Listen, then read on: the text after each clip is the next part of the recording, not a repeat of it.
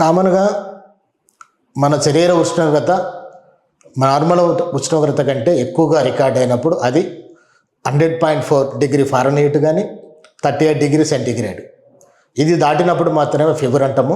Fever వచ్చిన తర్వాత అది ఏ ఫీవర్, వైరల్ ఫీవరా, బ్యాక్టీరియలా, ఫంగలా, పారాసైటిక్ అనేది మనం ఒకసారి ఎగ్జామిన్ చేసిన తర్వాత దాన్ని విషజ్వరమా, మామూలు ఫీవరా, బ్యాక్టీరియల్ ఫీవర్ అనేది డిసైడ్ అవుతుంది. రాగానే ఈ కేసు వచ్చిన జ్వరం కేసుని విషజ్వరం అని వైరల్ ఫీవర్ అని చెప్పడానికి లేదు. వైరల్ ఫీవర్ అని చెప్పాలంటే ఒక పిల్లవాడు మా దగ్గరకు వచ్చినప్పుడు కామన్గా జ్వరము 104 డిగ్రీ ఫారెన్హీట్ కంటే ఎక్కువగాను, ఒళ్ళు నొప్పులు, మైల్డ్గా జలుబు, దగ్గు, ఇరిటబిలిటీ ఇలాంటి లక్షణాలు ఉన్నప్పుడు ఆటోమేటిక్గా 3 నుంచి 4 రోజుల్లో తగ్గిపోతుంది. సెల్ఫ్ లిమిటింగ్ అంటారు. వైరల్ అయితే 90% ఇన్ఫెక్షన్లు పిల్లల్లో వచ్చేవి వైరలే ఉంటాయి.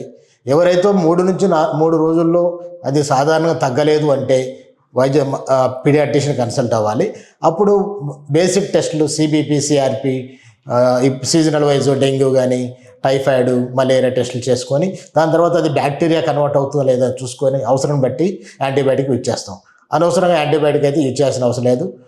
సింపుల్ పారాసెటమాల్ 6 గంటలకు ఒకసారి ఇచ్చి, ఇంకా బాగా జ్వరం ఎక్కువ ఉంటే కొద్దిగా గోరువెచ్చని నీళ్ళతో ఒళ్ళు తూడటం వల్ల ఉష్ణోగ్రతను తగ్గించుకోవచ్చు. దానికి ఆందోళన పడాల్సిన అవసరం లేదు. ఎవరైనా పిల్లలు జ్వరం వల్ల ఫిట్స్ వచ్చే విధంగా ఉన్నారంటే వాళ్ళ మీద ప్రత్యేక శ్రద్ధ తీసుకోవాలి.